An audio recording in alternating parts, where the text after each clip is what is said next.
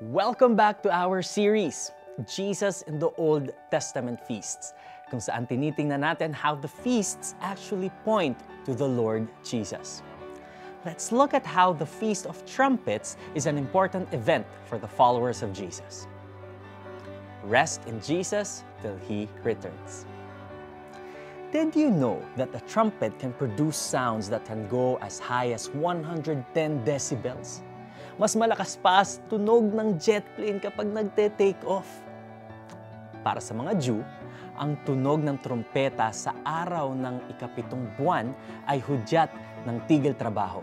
Dahil simula na ito ng pagdiriwang ng pista ng mga trumpeta. Ang Feast of Trumpets o Rosh Hashanah ay ipinagdiriwang ng mga Jew alinsunod sa kautusan ng Diyos noon pang panahon ni Moses. Sa mga Jew, ang trumpeta ay ginagamit sa iba't ibang paraan. Sa pagtawag para sa pagtitipon, simula ng pista, o pagsugod sa isang laban. Ngunit sa pista ng mga trumpeta, ito ay pag-anyaya sa lahat na simulan na ang paghahanda para sa araw ng pagtubos ng kasalanan o Day of Atonement. Nakatakda silang magbigay ng mga burnt, food, drink, and sin offerings sa Panginoon. Hanggang sa kasalukuyan ay pinagdiriwang pa rin ito ng mga Jew. Significant ang role ng trumpeta sa second coming ni Jesus Christ. Sa Matthew 24:31, sinabi ni Jesus na sa hudyat ng malakas na tunog ng trumpeta ay titipunin ng mga anghel ang lahat ng kanyang hinirang sa muli niyang pagbabalik. Sinulat din ni Apostle Paul na sa malakas na hudyat ng trumpeta ay mabubuhay muli ang mga naunanang namatay kay Kristo at susunod ang mga nabubuhay pang believers at titipunin sila sa alapaap. Ang pista ng trumpeta ay paalala sa mga anak ng Diyos na babalik muli si Jesus bilang hari.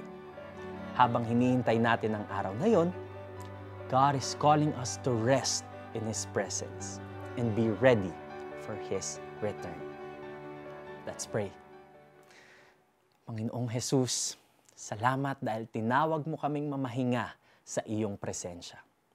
Tulungan mo kaming patuloy na magtiwala sa iyo at mabuhay ng kalugod-lugod sa iyo hanggang sa tawagin mo kami sa hudyat ng trompeta. Sa ngalan ni Jesus. Amen.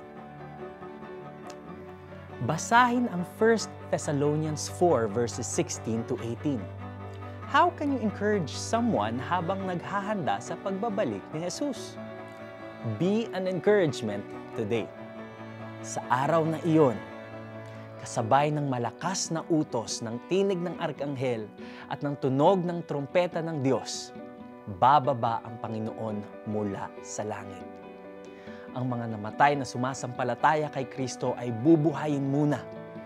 Pagkatapos, tayo namang mga buhay pa at natitira ay titipunin sa alapaap kasama ng mga binuhay upang salubungin ng Panginoon sa himpapawid. Sa gayon, makakapiling natin siya magpakailanman. 1 Thessalonians 4 verses 16 to 17. Join us again tomorrow for the last part of our series, Jesus in the Old Testament Feasts. Ako po si Neo Rivera. Take care. God bless.